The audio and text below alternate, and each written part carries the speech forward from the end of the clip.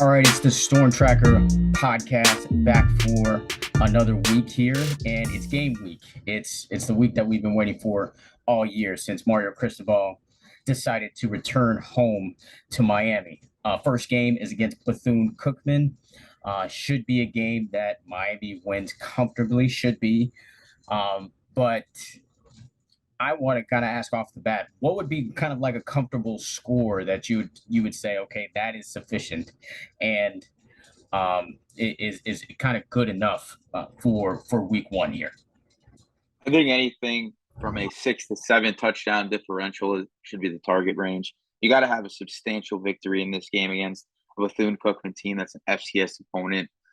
It's just got to set the tone for what the rest of the season is going to bring. I mean, as soon as week 3, you have a headline opponent in Texas A&M. So this is going to be a game that really carries momentum into that week 3 matchup, and I think that they need to come out with a bang to start the year.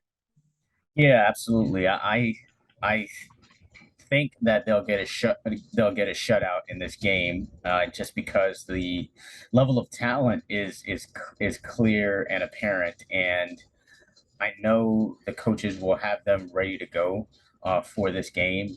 Obviously, it's game one, so you kind of want to start off the year out with some aggression, with some efficiency, and I think the second and third level guys are good enough to keep Bethune Cookman out of the end zone. I think they don't. I think Bethune gets no more than 2 field goals in this game, at the most, and anything more than that would be a total disappointment. I think for that coaching staff, for that team, and all of the fans. And what will also be interesting is how many fans show up, because Miami fans are, that they're like the loudest, but they're the ones who don't show up as well. So they show up loud on social media or whatnot, and very encouraging as far as getting prospects to commit to Miami. But when it comes to the stadium or the game atmosphere, it's usually subpar. So it will be interesting to see how many fans show up, and I want to see how that how that shows up in the first game as well as the second game as well.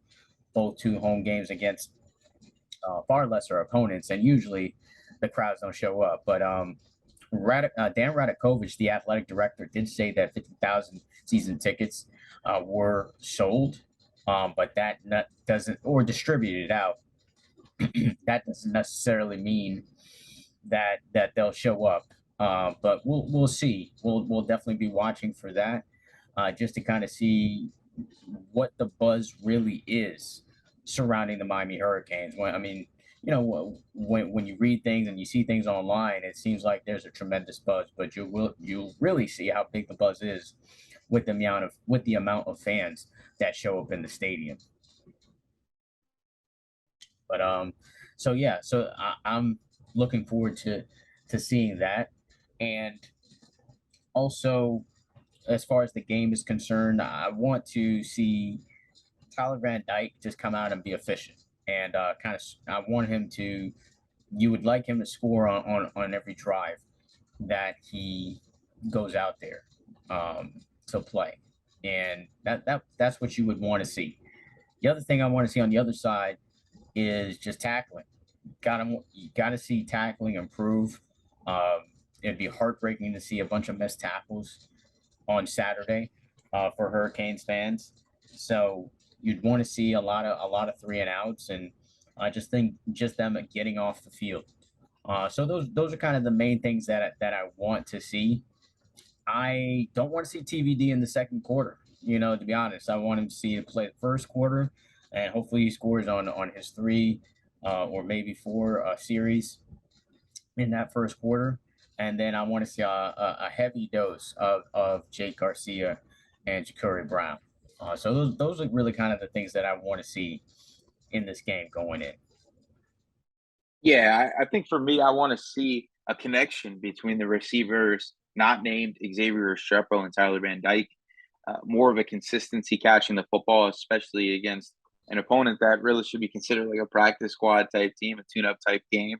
So I think coming from those first two scrimmages, everything that we heard was that our receivers were kind of struggling. So I'd like to see big performances from everybody on the depth chart. This is a game where we should kind of empty the bench. So Romello Brinson, this should be another shining game. We've seen moments from him against FCS opponents like Central Connecticut State. I think this should be another big game for him. I think Michael Redding needs to have a performance to where we kind of start to see a little bit of that four-star potential. And I think this should be a game that Keyshawn Smith might have to make a big play. We haven't really seen him have that big play ability since he's come to Miami. He's been more of one of those intermediate to possession type receiver type players that we haven't really had a chance to see that 4.445 speed. I mean, that 4.344 speed that was building a little bit of a hype before he came to Miami. So I'm excited to see him, kind of have a little bit of a breakout performance, hopefully in just the first half. But that's one of the things I'm looking forward to. Also, I want to see how that depth rotation works for the defense. We've heard a lot of rumors that there's going to be a three deep rotation at pretty much all levels of the defense. We're going to see, some of the safety depth come up, Brian Ballum and Keyshawn Washington. Let's see what they can do because we're going to rely heavy on those three safeties at the top of the depth chart. But God forbid there's any injuries, which is something that happens over the course of the season. We need to know what these guys can do behind them. We've seen Brian Ballum in a few different moments when he was a freshman.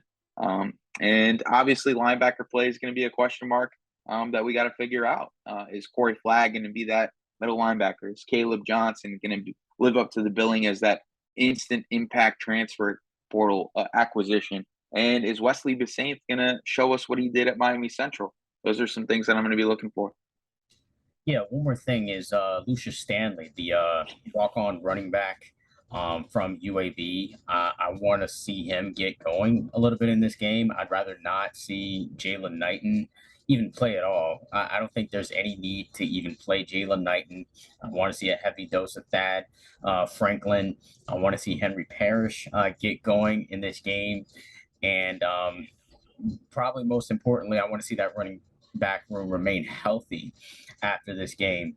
Another tragic thing that could happen is just another injury to that particular room. But I do want to see Stanley come out there and really kind of show what he can do. If he comes out there and he has the most carries, that would be the most ideal situation for me. Him and Franklin, I would hope gets the most carries in this game.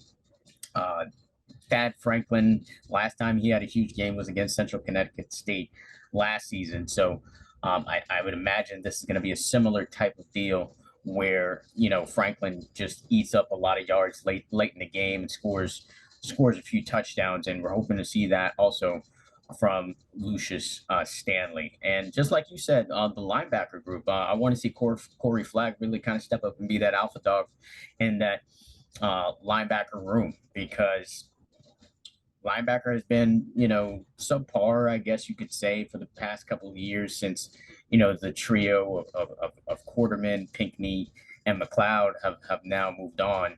Since that trio was together, we are kind of searching for the next guy or next group as a unit to really kind of perform on a level that Miami Hurricanes are kind of used to. So other than that, just hoping everybody comes out healthy. And then also Will Mallory is somebody that I would rather not play in this game. I don't see any reason why you kind of need to play Will Mallory. Yes, Coach Cristobal did say he's ready to go and he's healthy, but I don't think there's any reason to really play him a lot of snaps. You should play Arroyo and, let Khalil Brantley and Jaleel Skinner and Mammarelli get in there.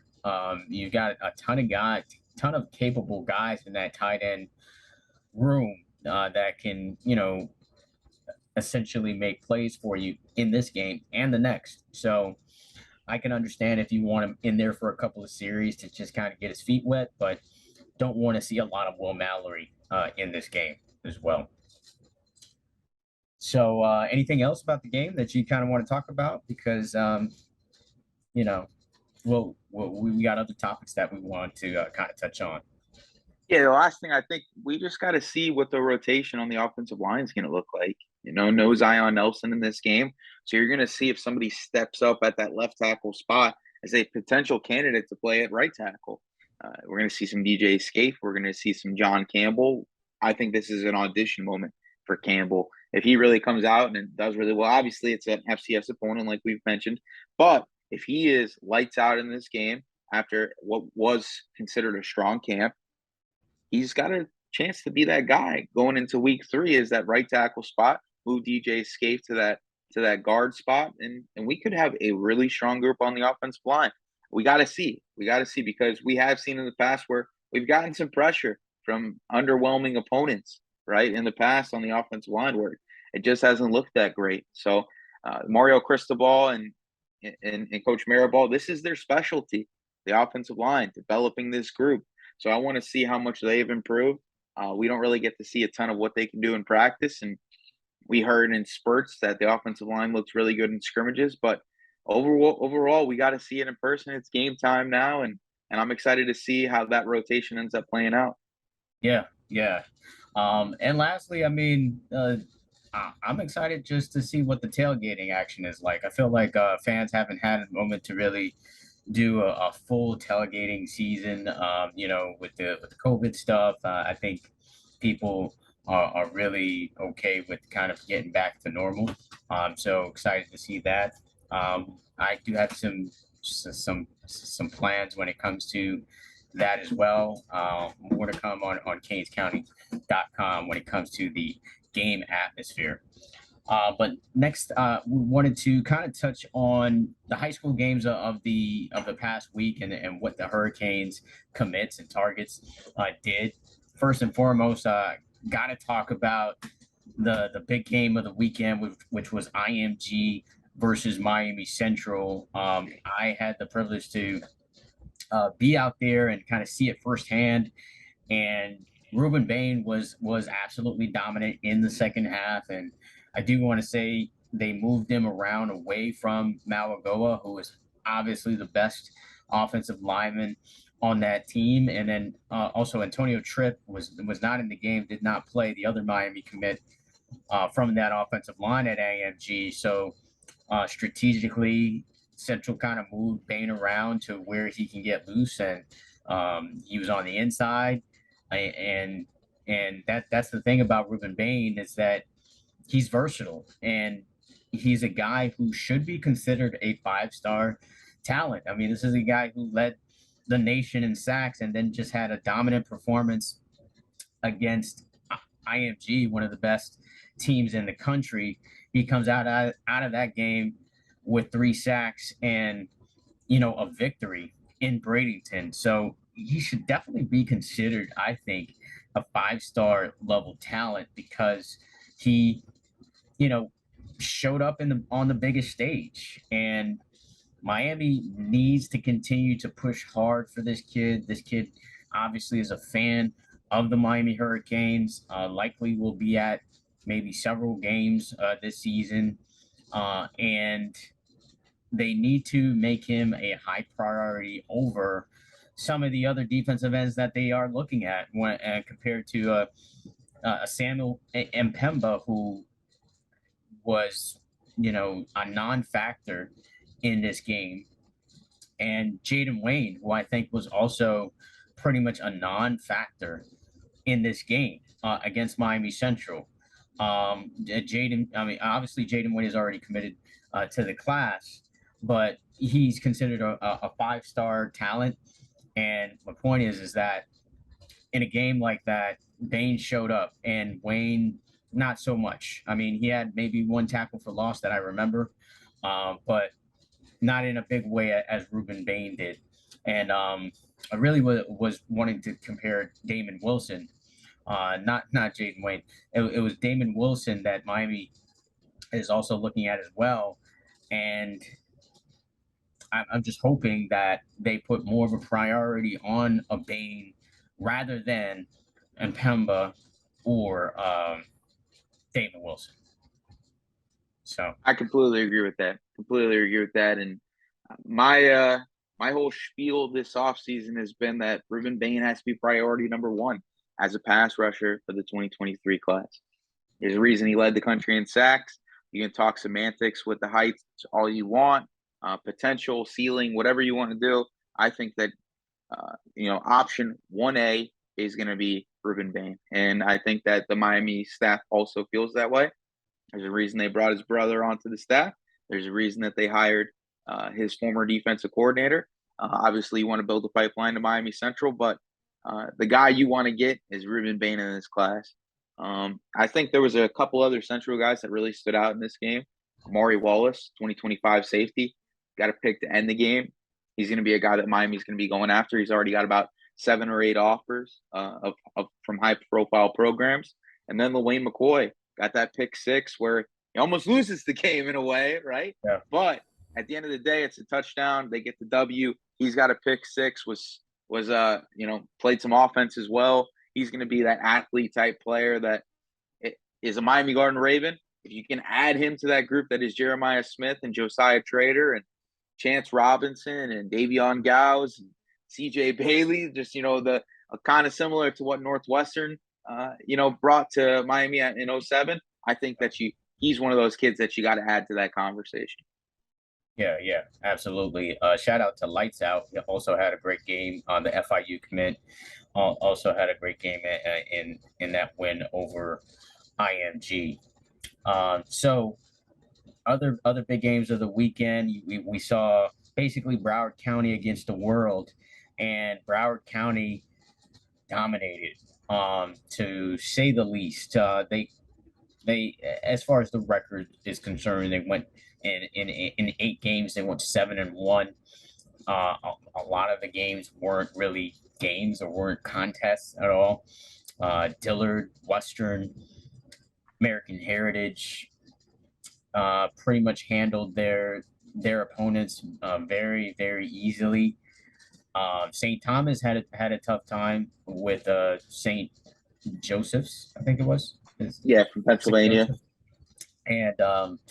And Chaminade nearly gave the game away at the end there with St. John's, although they were dominant pretty much in that whole game. Yeah, they let backups in that game. So, once they took JJ and JoJo out and Zaquan and all those kids, then St. John's got back into it. But we saw 21-7. 21. It was 21-7 early.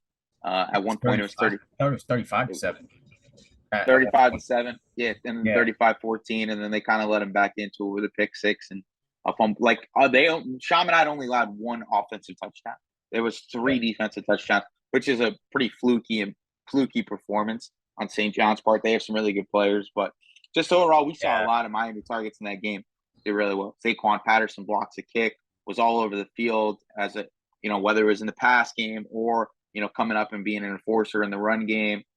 Obviously, JoJo and JJ were lights out. They even threw a touchdown to each other. So that was fun to watch. Davion Gowes didn't do much, kind of banged up a little bit in this game. But I was pleasantly surprised with Cedric Bailey, the quarterback for Chaminade. I think he evaded pressure really well. Obviously, there were some mistakes in this game, but from a 16-year-old quarterback, right, you're going to get that. He's a baby, right? But I loved what I got a chance to see from him. I think he made some huge throws in this game, especially on the run.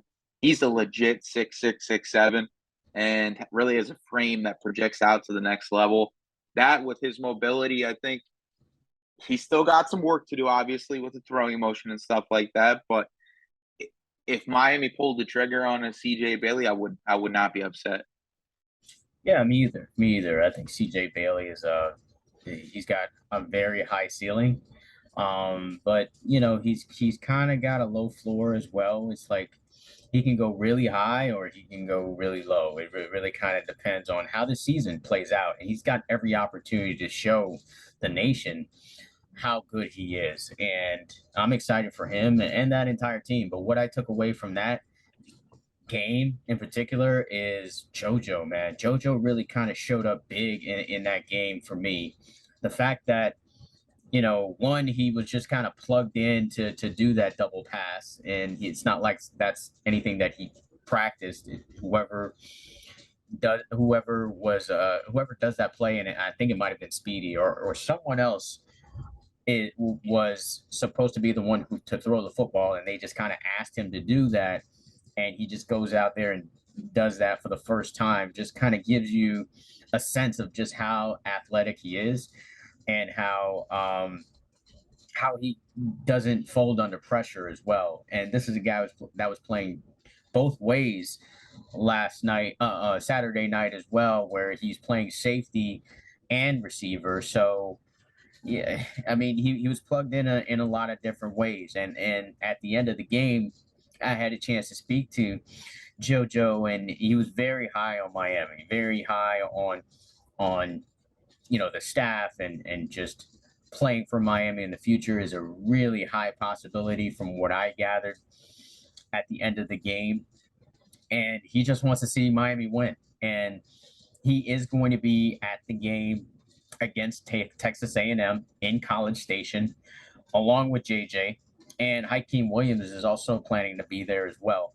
So that game is really going to loom large when it comes to recruiting. How these teams look on the field is really important.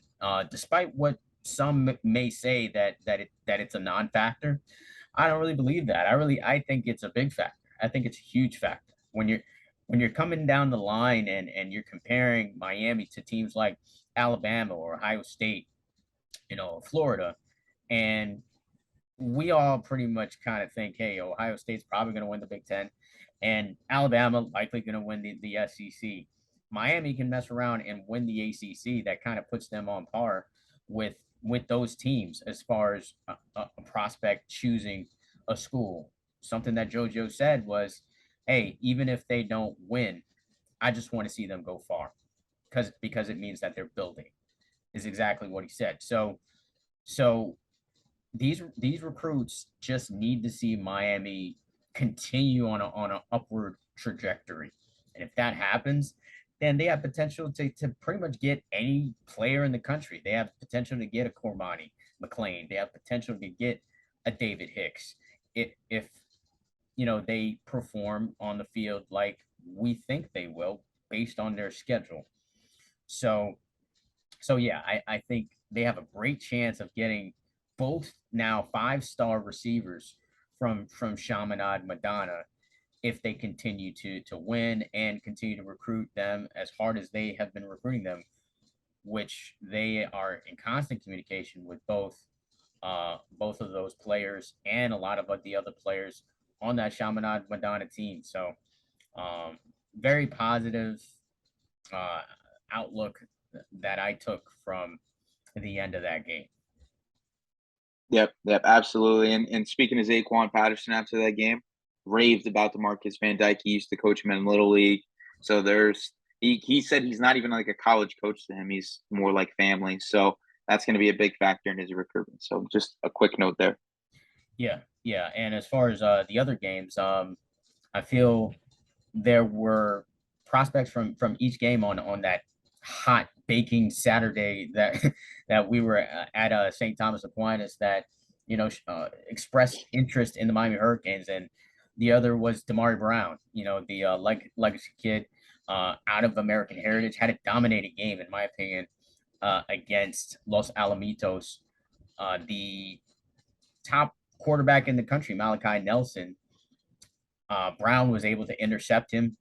He had a few pass breakups, and he was lined up against one of the best receivers in the country, in Makai Lemon. Makai Lemon got the better of him on a couple of catches, but that happens obviously in football. But overall, I was impressed with what I saw from Damari Brown, and I spoke to him after the game as well, and he's of course very high on Miami. When I talked to him about his dad's relationship, he had a smile about that relationship and just the constant communication that he gets from the staff. And Miami's definitely in it. Florida State is a team that's definitely in it as well, based on Randy Shannon, who is a coach over there, former head coach at Miami, is now a coach over there at Florida State, played with his dad, Selwyn Brown. So there's a connection there for Florida State, and they are still actively recruiting Damari Brown. And yeah, those I think are probably the top two teams at this point. Alabama's also in the mix as well. Um, he said that he would be visiting Miami September 23rd. That's already locked in. He said Florida State could be a possibility, so he hasn't locked in a date with Florida State yet. But I think those are pretty much kind of the top two teams at this point, and also Clemson. Sorry, I think Clemson too, yeah. we have to mention Clemson too. Clemson is definitely one of the top teams that he is looking at. That's a team that he considered his favorite team growing up, and it's surreal to him that Clemson is interested in him. So Clemson is also a major player in Damari Brown's recruitment. Yeah, everything I'm hearing on the Damari Brown front is that Miami's a front runner.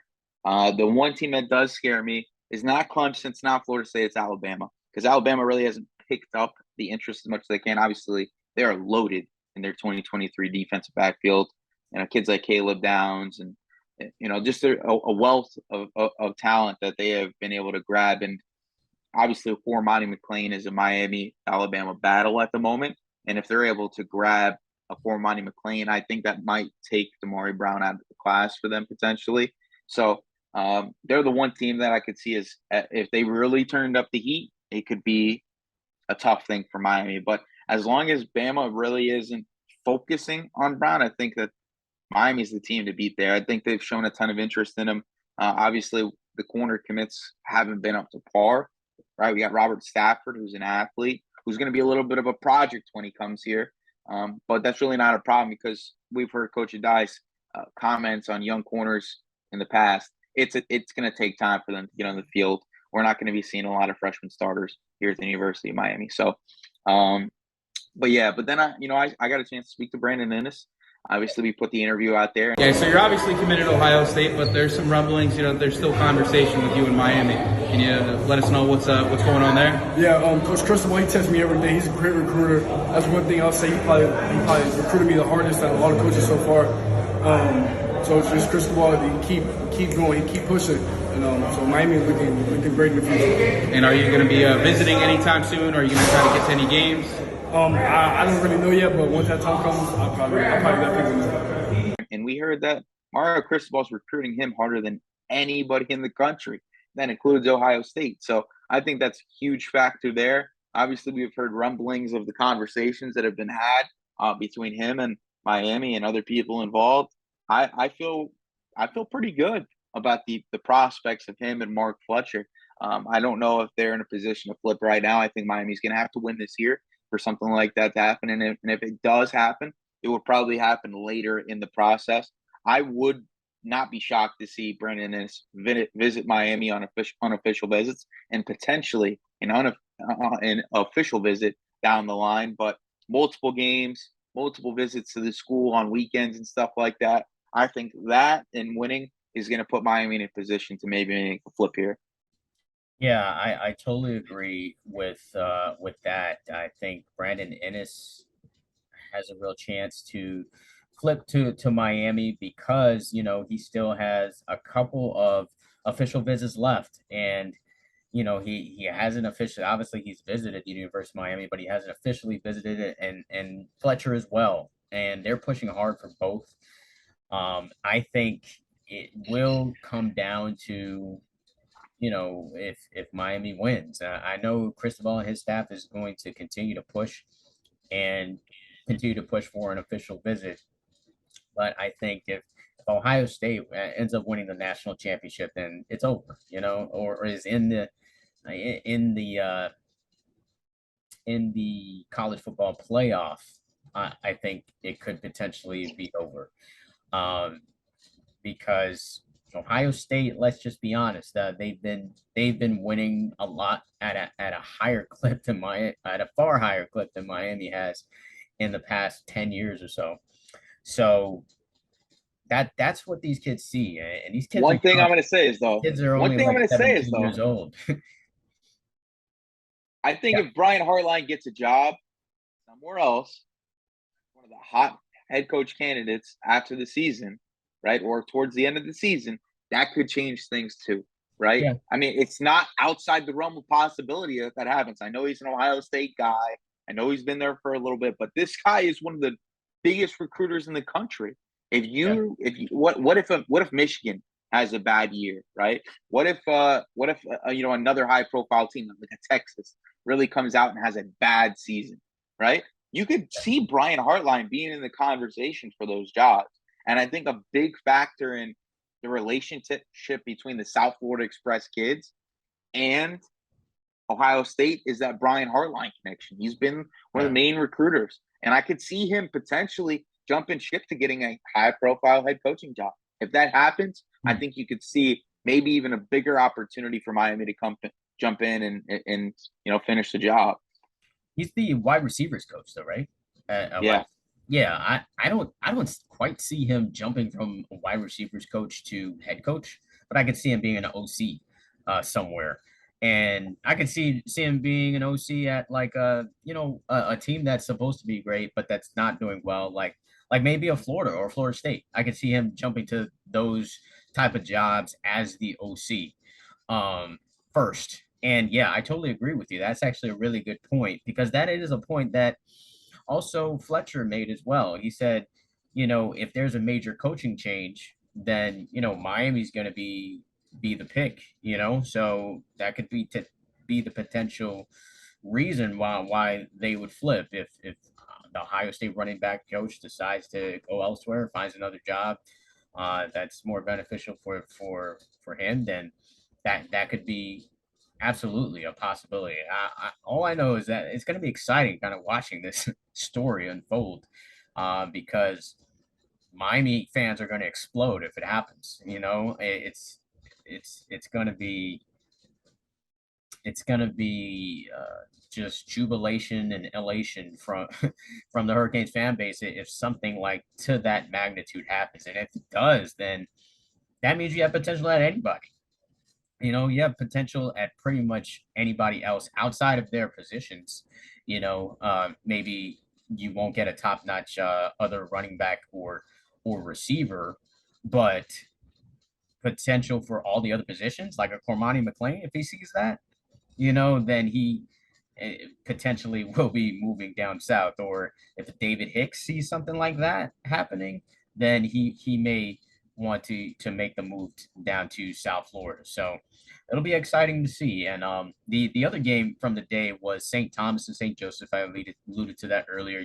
Frank, you wrote a story on the two safeties that we love, King Mack and Conrad Hussey. So what's the latest with them?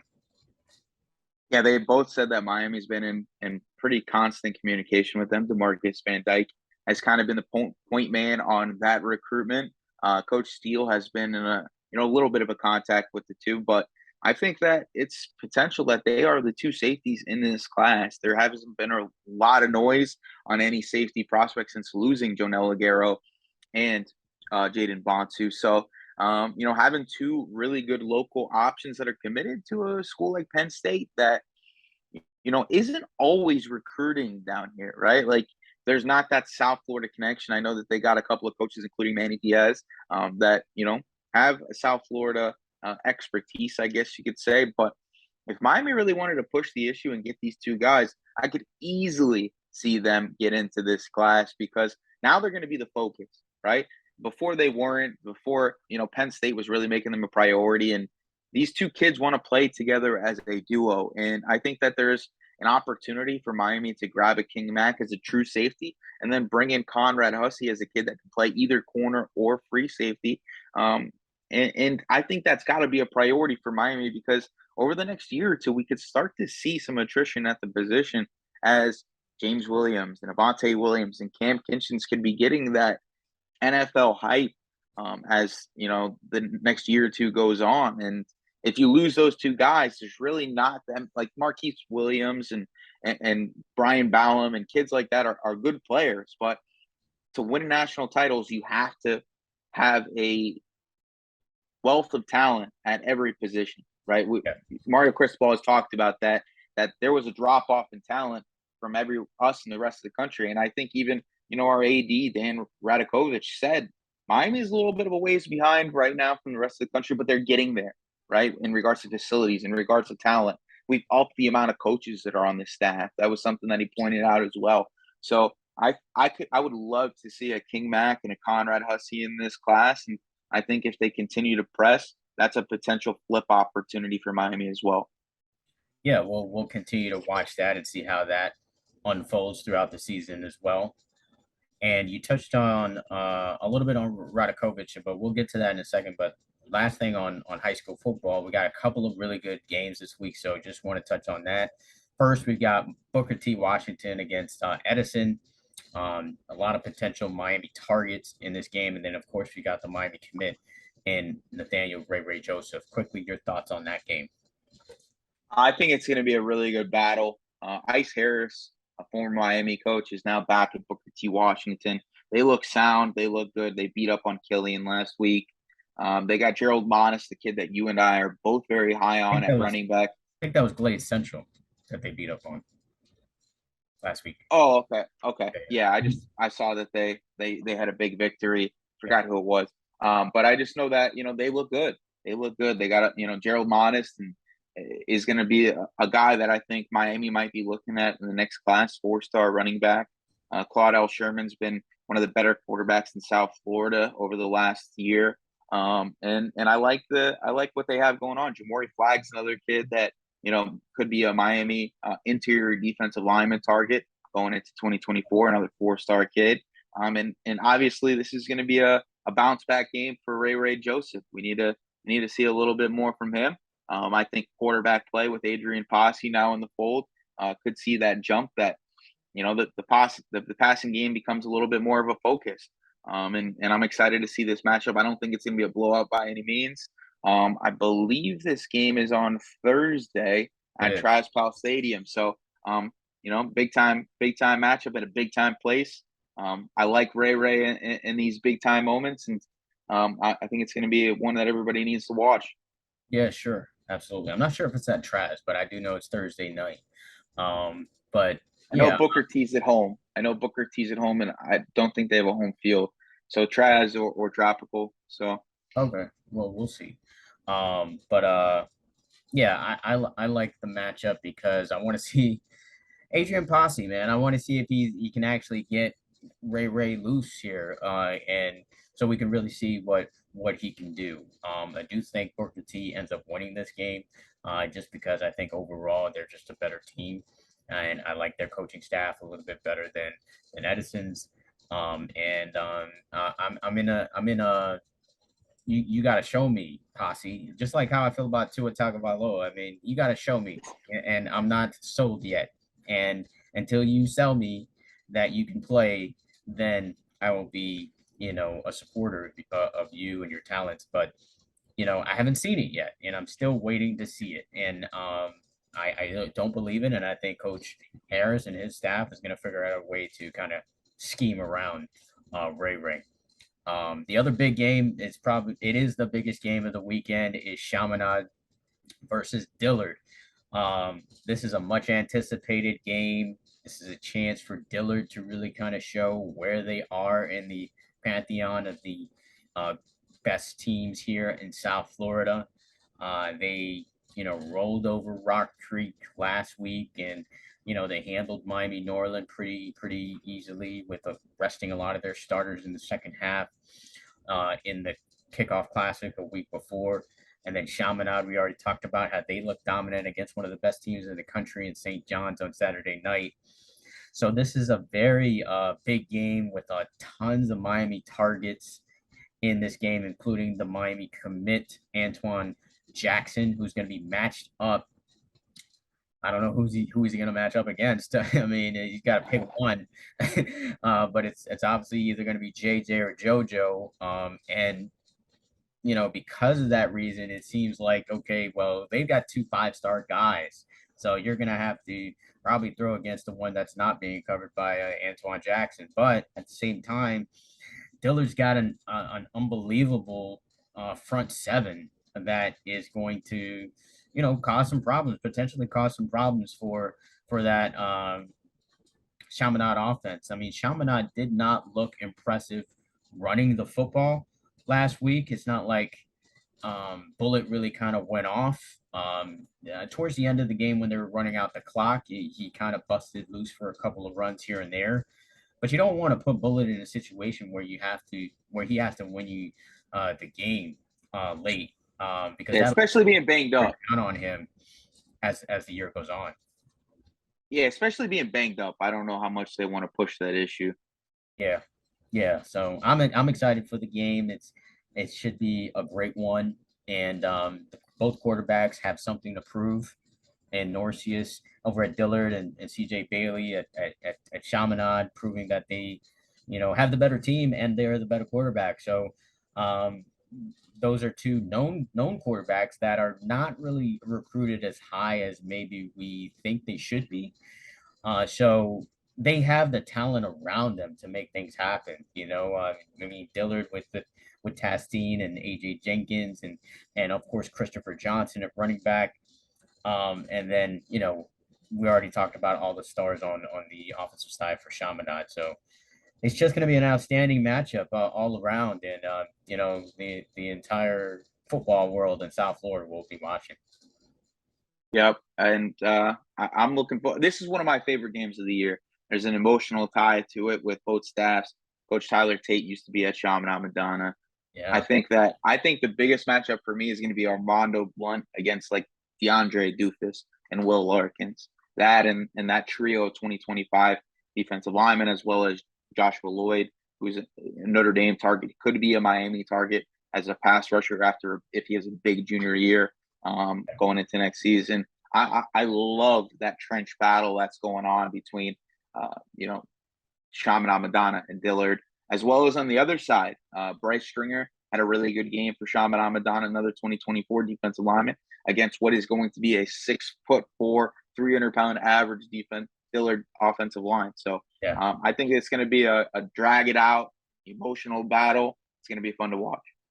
Yeah, I think this is the type of game that comes down to turnovers. Whoever kind of holds on to the ball more or takes care of the football or takes away the football more is going to end up being the winner here. Other players that have been kind of jumping out to me these past couple of weeks. Denzel Johnson, I thought had a great game last week, and Keith Thompson and Denzel Johnson is from Chaminade, and then Keith Thompson of Dillard has had back to back really good weeks. And I think he could potentially be an X factor for that Dillard defense. Also part of that tremendous front that they have defensively. So there's just a ton of players all around that we'll be watching, and should be a good one. Should be an interesting one, and then we'll both be there covering, and getting as many interviews as we can at the end of the game, and just kind of hearing what their thoughts about Miami were, and that usually kind of depends on who wins the game as far as who we'll get to speak to more. But we'll cover it as much as we can here on CanesCounty.com. The last thing I wanted to talk about was really just Dan Radakovich and talking about the facility upgrades. Now, Miami has been kind of behind the eight ball when it comes to facilities for years. And the fact that they just got an indoor facility like 5 years ago is kind of a joke. I mean, for you to just now to get an indoor facility, but now they're really going to upgrade the facilities to make it more on par of the the LSU's, Alabamas, and the Ohio States and the Georgias of the world, which is great because you never have that factor playing into recruiting a prospect, because prospects that they line up everything. They look at everything and look at all the differences between school to school, and if one place has better facilities than the other, then that does play a factor in their decision. Some may weigh it more highly than others, but there will be facility upgrades according to Radakovich happening. They're looking to upgrade and the facilities on campus, and they're looking for funding for that. So I would imagine within the next couple of years we'll see some things happening there. But he also mentioned that this stadium that's behind me is something that they're happy to be playing in, and all this talk about uh, building a stadium at Tropical Park is not something that they're really entertaining right now, and they are in a deal with Hard Rock, I think, for like the next 10 years or so, something of that nature. So Miami playing somewhere else is likely not going to happen, but Hard Rock Stadium is a pretty nice stadium. I mean, last night I was at a concert at that stadium, and it's rare that I actually sit in an actual seat. Um, at the stadium, and it's a beautiful stadium. I'm used to just being in the press box and watching a football game, but just kind of getting a feel of what the stadium is like as a spectator is great. And hey, if it's good enough to host a Super Bowl, national championship, and just big concerts, then it's probably good enough to for the University of Miami football team. So, I mean, that's kind of what I took from the AD Radakovich, and then also the fact that he's got Alonzo Highsmith heavily involved in administrative duties as well as football duties. So you kind of have someone talking to both sides in the middle, and why not have Alonzo Highsmith, who is kind of the perfect person to be in that position? So just kind of hearing that was kind of good to hear as well. Obviously, Alonzo Highsmith is an alum. He's a business guy, former NFL scout, and just knows the business of football and recruiting and scouting, and also has kind of worked on the administrative side. So he gets to communicate to the administration of what the team needs to really be a winner. So those are really the things that jumped out to me from his press conference yesterday. Any thoughts on that? Yeah, so for me, it was him talking about Miami's future home, which was, a football facility on campus. They said they have found, a place on campus that they can build. They're starting to get funding, like you said. So that stood out to me that, they are starting to progress in regards to the arms race that is facilities in college football. Every 5 years or so, it changes. I mean, I visited Tennessee about 5 years ago with Deerfield Beach.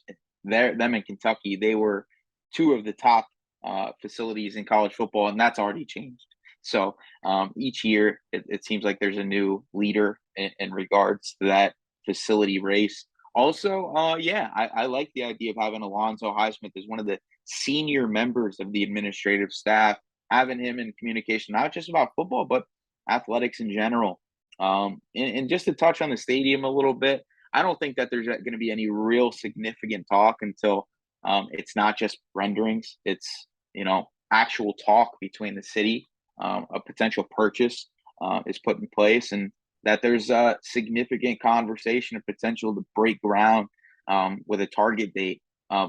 That would probably get things moving. But until then, right now we're just seeing pictures and things like that. I think there's a lot of hope that could happen. But I think, we've spoke about it before. I don't think that this is something that's going to happen in the next year or so. To build a stadium is a process. We've Yeah. seen it down here before, and it could take upwards of a decade for Miami T to get that done, especially with the city of Miami involved, which we know is Jesus, what a process that could possibly be. Right. Plus the funding, like funding to get a stadium like that going. Obviously, it's nice to have a billionaire in your backyard, but it's going to be $800 million to build that park out the way that they want to. Those guys can't fund that strictly based on themselves. So we're going to have to see some, other guys get involved. And then obviously, it's not just building a stadium. They got to do the entire park. It's a renovation of Tropical as a park, not just, tearing down the stadium. So it's going to be a little bit of a process, but I'm excited for the potential opportunity to have a stadium. It's another selling point for recruits. But I thought it was cool to see Mr. RAD Radakovich come out and talk to the media. That was a little bit of a surprise for us. And I think that Miami's moving in the right direction. Yeah, absolutely. Well, it all starts with game one, and game one it's Saturday, 3:30 at Hard Rock Stadium. Um, I predicted a shutout. Let's see what happens. Hopefully, they start out on the right foot and just go out there and dominate, just like what Keen said. Keen said dominate. So hopefully they go out there and dominate on Saturday. But this will conclude the Storm Tracker podcast. Until the next episode.